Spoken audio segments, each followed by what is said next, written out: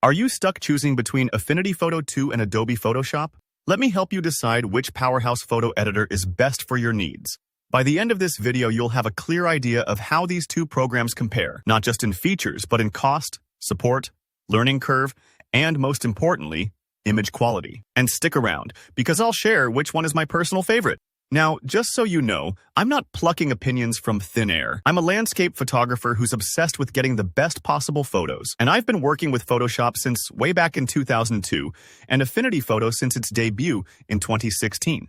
I've even written a few books and taught countless photographers how to get the most out of both. I want this comparison to not only be fair, but also address the details that matter to you. Let's dive into what really separates these two editors, starting with cost of ownership, because nobody loves surprise expenses. Photoshop, as of 2019, isn't available as a one-time purchase. You've got to subscribe with Adobe's Creative Cloud Photography plan. That runs about £10 a month out of the UK, or just under £120 a year. This subscription lets you install on both Mac and Windows computers, plus 2 active installations are allowed at a time.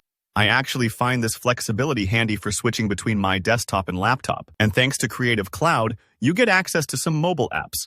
But keep in mind, if you stop your subscription, you lose access.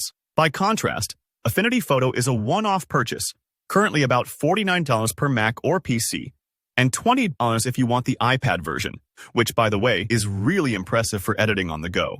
Serif, the company behind Affinity, occasionally runs sales, saving you even more. If you only need one platform, Affinity quickly pays for itself after a few months. And here's another bonus: all those updates you get for free. So over the years, Affinity can work out much cheaper. For cost, Affinity Photo gets a clear edge from me. But software isn't just about price. What happens if something goes wrong? Support really matters, especially when you're deep into a project and the tech gremlins strike. In the past, Adobe's support felt pretty hit or miss. Recently, though, I've seen big improvements. Their help center is clear, easy to find, and after jumping through a quick bot chat, you can actually reach real humans. Their knowledge base is vast, and the user forums, though a bit busy, are packed with expert advice. Affinity's support setup is a bit more basic. Their help center feels more like an FAQ, and instead of a ticket system, you're pointed towards the user forum or their social pages. But don't let that put you off. Their forum is incredibly helpful, active, and surprisingly professional, with both staff and users pitching in. In my experience, it's friendly and gets the job done, even if the structure could be improved. Now, how about learning resources? Both companies offer websites full of tutorials, and there's a healthy supply of videos for each editor. Adobe also offers written guides, which I think are quicker to scan when you need a fast answer. Because Photoshop has been around longer, there are more third-party books and courses out there, while Affinity is catching up, but not quite matching the variety yet. When it comes to features and maturity, Photoshop does feel a bit more refined, probably due to its decades-long head start. It has a huge ecosystem, tons of plugins and extension panels. Affinity Photo is nearly as capable and introduces some smart features, like frequency separation, but has occasional quirks and fewer developer add-ons.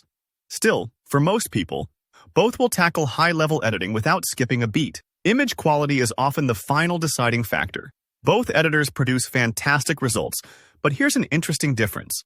For Fuji camera users, Affinity Photo actually converts RAW files with fewer issues compared to Photoshop's Camera Raw. Photoshop does now have a workaround, but it feels less direct and can result in bulkier files. For landscapes especially, I find Affinity's output just a touch more natural. It's a subtle difference, but real. And finally, ease of use. Honestly, neither is truly beginner-friendly right out of the gate. They're pro-level tools, and you'll need to spend time with tutorials. Some users find Affinity a bit simpler to grasp, but overall, both demand commitment to learn. In total, after scoring each area, Affinity Photo nudges ahead. 48 points to Photoshop's 47. But for me, Photoshop is still my go-to editor, mainly because I've spent so many years working with it. Both are excellent choices, and whichever you pick, you'll be set up to create stunning images. If you found this comparison helpful, please hit that like button. And if you have questions or your own experiences with either editor, drop a comment below.